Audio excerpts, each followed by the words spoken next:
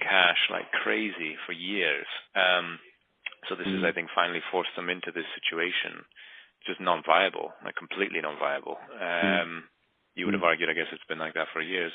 Fair enough. But what are their? What options do they really have? I mean, What would happen if they just said, you know what, we're just shutting this down? Sorry, because this is burning a hole through all of our pockets. Why can't they do that? Yeah, really good question. Would they lose the licenses for the other lines? Exactly.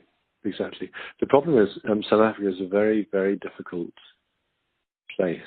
I need to try and sort of put this carefully, but I mean, the issue is that labour is profoundly important to government, right? So any kind of headcount reduction is very, very, very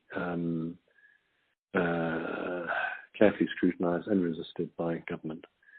And remember, the mining license that you have for all of your leases is subject to, putting forward an optimal plan and promising to mine those over a number of years, blah, blah, blah.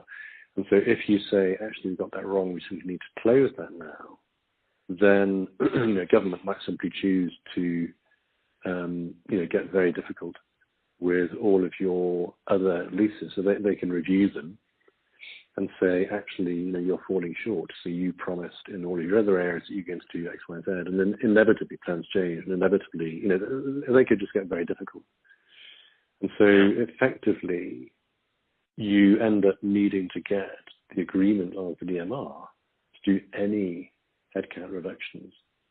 And there are miners that have tried to do that previously and kind of failed because they weren't able to bring the DMR along. So I know how difficult that is. And so even if, the industry said, look, as an industry that's clubbed together, we realise we kind of messed up, we've kind of got million ounces too much. Guys, let's all just take pro rata our share out. It'll be horrible, but hey. That's not going to happen. Because South Africa Inc. Cannot and will not let that happen because of the labour implications. So, therefore, I'm afraid what you're looking at is a, very multi-year difficult situation where there'll be a grinding adjustment, and it'll be grinding because DMR and labour will be resisting every step of the way, and it's a very, very real break that the DMR apply.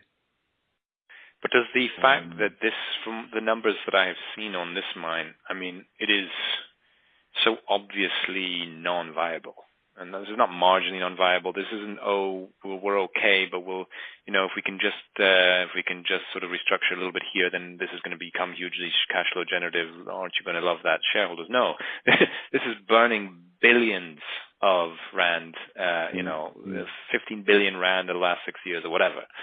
And this is a real issue, whereby, and this is what I wonder why, so I don't know how this negotiation would go, because you could say, well, look, if you don't let us, say, cut 13,000 people, then we're sort of going to have to cut 40,000 people, because that's how many there are working at the Rustenburg mine of Impala. But is that a credible threat or not? Can the government say, no, sorry, we're just going to force you into more cash burn for years? Mm-hmm. And that's what happens, because the pushback is, yes, but the platinum price is $800 and something dollars per ounce. That's nonsense. Surely it's going to bounce back to 1,500. And the trouble is, a lot of the miners have tended to be stupid in their supply demand price analysis they've put out, and by being over optimistic about supply demand price, they give government analysts, whoever, reason to suspect that things are somehow going to become okay. And if you think things are going to kind of get okay, then it allows government to say, yeah, but, Impala said this in their, strategic presentation, blah, blah, and Lonmin, whatever. It gives government plenty of industry ammunition to play back and say, yeah, but, price is going to get better. And you guys, you by your own admission, you're a high fixed cost industry, So as soon as price goes back to 1,000 or